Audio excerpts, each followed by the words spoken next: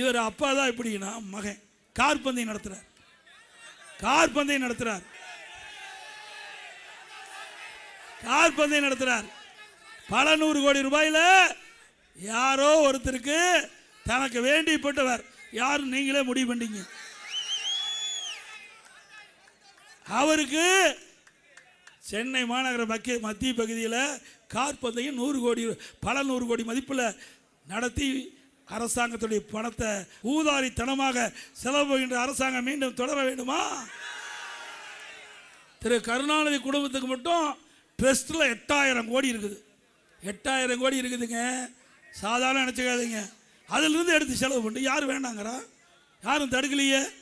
அங்கே கடலில் பெரிய கோபுரம் கூட கட்டு, ஒரு மலை மாதிரி கோபுரம் கட்டு, யார் வேண்டாங்கிறா? அவி பணம்னா எடுக்க மாட்டாங்க. அரசாங்க பணம், மக்களுடைய பணத்தை ஊதாரித்தனமாக செலவு பண்ணுவதற்கு யாரும் ஏற்றுக்கொள்ள மாட்டார். ஸ்டாலின் அவர்களே,